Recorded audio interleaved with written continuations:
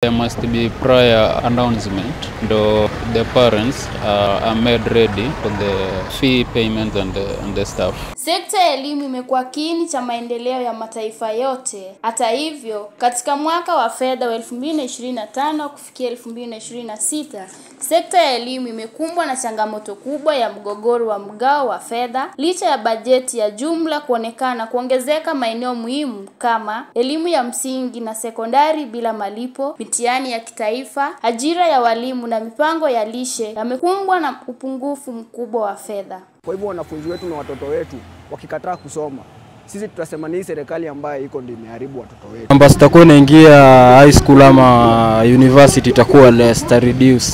Jusi kila mtu anakuwa capable kulipa. Mpesa unakula domo, maybe yao ifinywe, waongeze kwa education. Chama cha walimu kimeelezea wasiwasi wake kuhusu kupunguzwa kwa fedha zinazotolewa kwa shule, ikisema kuwa hali hii inasababisha shule nyingi kutokuwa na uwezo wa kugharamia mahitaji ya msingi. The exams is an activity we know at the end of the year, summative exam assessment has to take place. It is this cost. Then you bring a budget here with zero.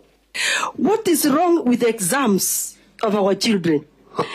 Does Treasury want to do away with exams, or does it want to communicate to parents to start paying examination fees? Maeneo yaliyoathirika ni pamoja na elimu ya msingi bila malipo imepata mgao wa shilingi bilioni 9.12 kutoka shilingi bilioni 12.5 mwaka uliopita. Elimu ya sekondari bila malipo imepata mgao wa shilingi bilioni 63.9 kutoka shilingi bilioni 65.4. Shule ya sekondari msingi imepata mgao wa shilingi bilioni 30.7 kutoka shilingi bilioni 25.5 mwaka uliopita. Mpango wa lishe mashuleni umepata mgao wa shilingi bilioni 3 kutoka shilingi bilioni 7.21, huku mitihani ya kitaifa haikupata mgao wowote. Karabati wa State House tulikuwa tumeifanyia last year. Sasa hiyo budget pengine tungepunguza upande wa State House kule, tukaleta angalau kwa mitihani. Kutokana na upungufu wa fedha ya tume ya huduma ya walimu 20,000 hawataajiriwa kama ilivyotarajiwa kuwa wa kudumu, huku chama cha walimu kimekashifu bajeti hiyo. Cuts are realized in the manner in which we are now seeing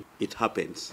It means that we are undermining education of this country. We shall not write our report without the examination money. Na kuitaja kuwa tishio kwa mustakabali wa elimu nchini. Are really engaging National Treasury on this particular matter with the aim of ensuring that we provide the monies that are required so that we can be able to support our children who are doing exams. Hatua hii imekuja na changamoto mingi, huku baadhi ya wazazi wakionelea kuwa itakuwa mzigo kwao kwa kutolewa kwa ufadhili wa elimu, wakipendelea kufanywa kwa mabadiliko. Langu jina ni Minyika Ann, nikiripotia runinga ya TAS maeneo ya Thika.